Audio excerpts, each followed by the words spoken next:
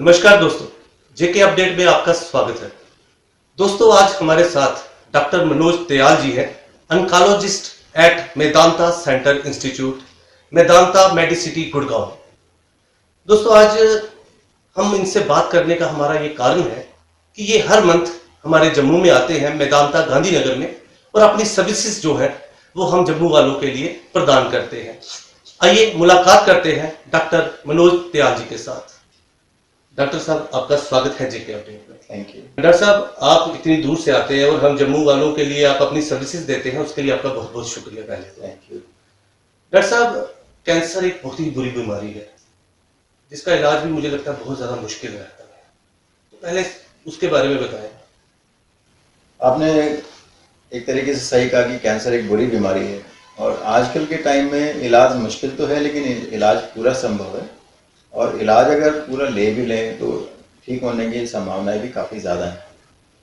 और कैंसर क्योंकि हम इसलिए बुरा कहते हैं कि उससे होने वाली एक तो ट्रीटमेंट भी थोड़ा मुश्किल हो जाता है, तो ट्रीटमेंट की अपनी टॉक्सिसिटीज़ हैं, उनके अपने साइड इफ़ेक्ट्स हैं। दूसरा है कि भाई बीमारी का जो इलाज है वो थोड़ा बड़ा है, बीमारी के खुद के साइड इफ़ेक्ट्स भी हैं, तो इसलिए हमें थोड़ा सा उसके लिए सावधान तो रहना ठीक है, लेकिन अगर वो हो जाए तो हमें इलाज कराना भी बहुत ज़रूरी है।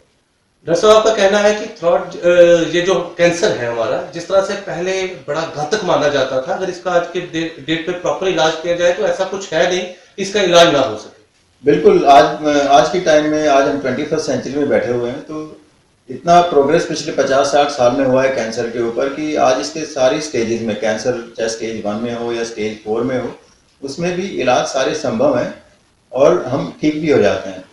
अगर जैसे हम देखें डेवलप्ड कंट्रीज लाइक अमेरिका में, आज वो अपने 60 से 80% पेशेंट्स को वो ठीक कर देते हैं और कैंसर मुक्त होकर अपना पेशेंट नया जीवन जी के अपना नॉर्मल चलते हैं। तो दर्शकों, ये बिल्कुल सही है। अगर आज तक की हमें इस तरह से सपोर्ट मिल जाए और ये इतना कॉन्फिडेंस मिल जाए कि आज इस चीज का इलाज है, तो हम बड़ा टेंशन फ्री हो सकते हैं, क्योंकि बहुत ही घातक बीमारी मानी गई है एक टाइम में। डॉक्टर साहब, मैं ये जानना चाहूंगा, थ्रोट कैंसर, ओरल कैंसर के बारे में अगर हमारे आप दर्शकों को बता सकें तो। हाँ, थ्रोट एंड ओरल कैंसर के बारे में अगर हम बात करें, क्योंकि ये वाले कैंसर जो है हमारे देश में ज़्यादा देखने को मिलते हैं एज़ कम्पेयर टू बाकी के देशों में, वेस्टर्न कंट्रीज़ में। उसका मुख्य कारण तो एक है कि भाई हमारे यहाँ पर बहुत लोग पान और तंबाकू उसका सेवन, जो कि स्मोकिंग के अलावा चबाने में भी यूज़ करते हैं, तो उसकी वजह से जो हमारी पॉपुलेशन में इसके केसेस बहुत ज़्यादा हैं दूसरे देशों के मुकाबले में।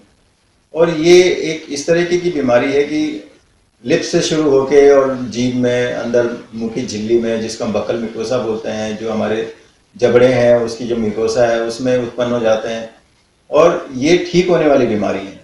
इनको अगर हम, ये तो सामने में दिखते भी हैं, अगर छोटा सा एक घाव है जो कि 3 हफ्ते 4 हफ्ते में भी नहीं भर रहा है, तो हमें उसके लिए अगर सजग होकर हम इसका इलाज भी करा लें तो हो सकता है हम उसको फर्स्ट स्टेज में, सेकंड स्टेज में पकड़ लें, जिसका कि 90-95% क्योर रेट है। तो ये बीमारी हमारे देश में कॉमन होते हुए भी हमारी पॉपुलेशन में थोड़ी सी इसके लिए सजगता कम है।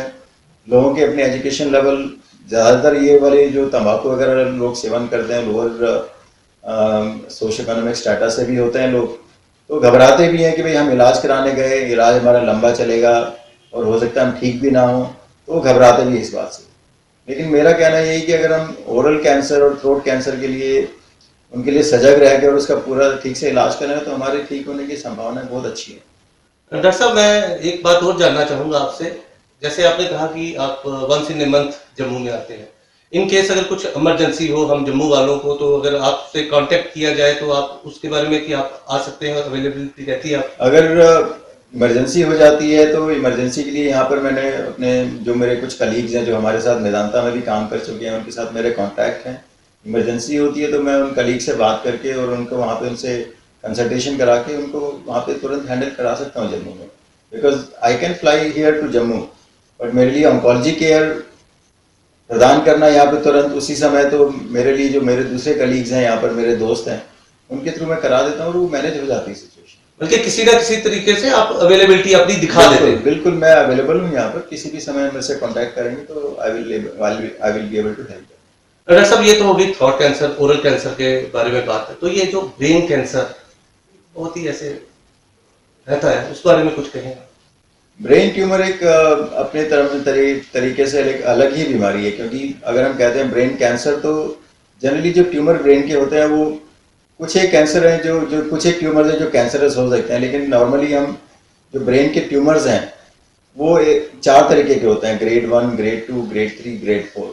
तो जो ग्रेड 3 और ग्रेड 4 के जो ट्यूमर्स हैं, जो हाई ग्रेड ब्रेन ट्यूमर्स हैं, उनको हम ब्रेन कैंसर कह सकते हैं। लेकिन ग्रेड 1 और ग्रेड 2 के ट्यूमर जो हैं वो ब्रेन के अपने खुद के लोकलाइज ट्यूमर है, और उनका अगर सर्जरी करके या रेडिएशन करके इलाज कर दिया जाए तो वो लाइफ लॉन्ग खत्म हो जाते हैं। ब्रेन ट्यूमर हमारी लाइफ को अफेक्ट करते हैं, क्योंकि ब्रेन हमारी सारी गतिविधियों को कंट्रोल करते हैं, हमारा सोना, खाना पीना, बोलना चालना, लाइफ में औरों से इंटरेक्ट करना।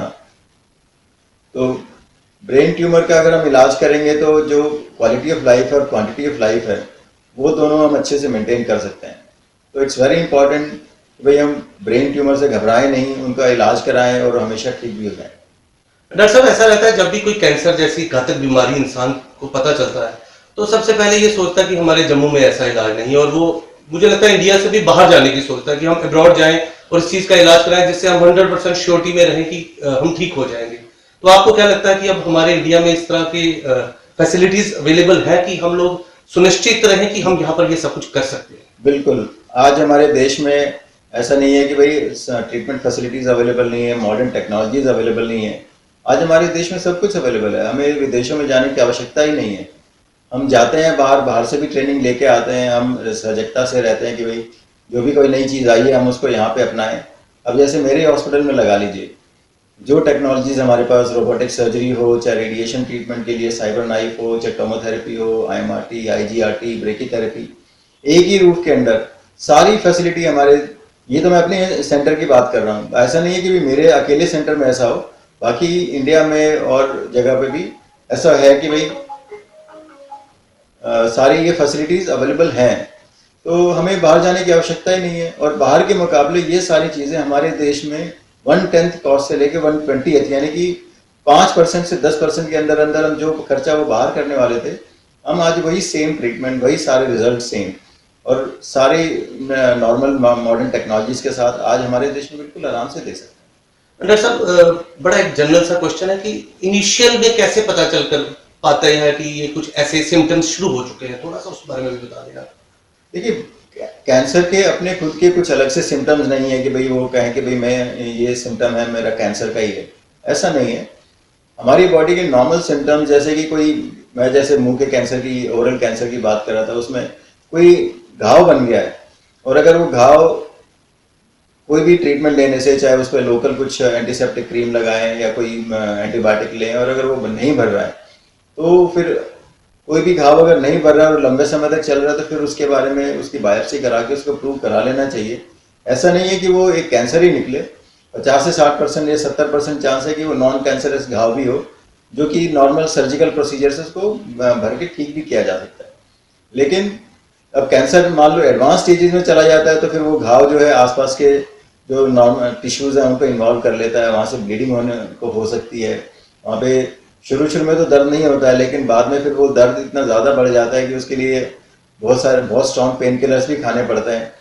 तो बहुत ज़्यादा दर्द होना या दर्द को पेन किलर लेने के बाद भी ठीक नहीं होना, वहाँ पे ऐसी सूजन रहना कि वो सूजन जो है नॉर्मल एंटी इन्फ्लेमेटरी ड्रग्स लेने के बाद भी सूजन कम नहीं होना, कंटिन्यूसली ब्लीडिंग रहना, मुंह अगर पूरा नहीं खुल रहा है, तो ये कुछ ऐसे साइंस और सिम्टम्स हो सकते हैं कि जो हमें कैंसर की तरफ कह सकते हैं। लेकिन ये सब चीज़ें धीरे धीरे करके डेवलप होती हैं, और शुरू के हफ्ता 10 दिन 15 दिन में ऐसा नहीं है कि भाई वो एक साथ ही डेवलप हो गई। हाँ, लेकिन कोई भी जैसे ब्लीडिंग हो गई, जैसे हमारे मोशन के रास्ते से ब्लीडिंग आया, तो उसके लिए हेमोरॉइड्स भी कारण हो सकता है, जैसे कि फिशर भी हो सकते हैं। लेकिन कोई कैंसर भी वहाँ पे हमारे लैट्रिन के रास्ते में हो सकता है कि जो कि ब्लीडिंग उसका एक हमें कारण दिखाई दे सकता है। बलगम से खून आना, बार बार बलगम में खून आना एक टीबी भी हो सकती है, लेकिन वो कैंसर भी हो सकता है। तो इस तरह की चीज़ें हैं जो कि घाव ना भरना, कंटिन्यूसली कोई ब्लीडिंग होना, बहुत लंबे समय तक कोई दर्द चलना, भूख कम लग के फिर वजन कम हो जाना, ये सब कुछ ऐसे दिखते हैं कि जो कैंसर हो सकता है। तो मैं अपने देशवासियों को ये बताना चाहता हूँ कि किसी भी तरह की रिएक्शन हो उसको लाइटली ना लें। किसी भी चीज को आप डॉक्टर से कंसल्ट करें, और कोई भी प्रॉब्लम हो उसको बड़ी जल्दी खत्म करने की कोशिश करें। डॉक्टर साहब, कुछ और लास्ट में आप कहना चाहेंगे? मैं ये कहना चाहता हूँ कि कैंसर से घबराएं नहीं, उसका जल्दी इलाज कराएं और ठीक हो जाएं। Thank you. Thank you doctor साहब, आपका जेके अपडेट में आने के लिए। Thank you. It was a good opportunity to talk in front of you Thank you. and give this clear message. Thank you. GK update रहे हमारे साथ। अगर आप ये वीडियो YouTube पर देख रहे हैं तो हमारे YouTube चैनल को सब्सक्राइब करें और बेल आइकन को क्लिक करें। अगर आप ये वीडियो Facebook पर देख रहे हैं तो हमारा Facebook पेज लाइक जरूर करें। For advertisement please contact 7051091811।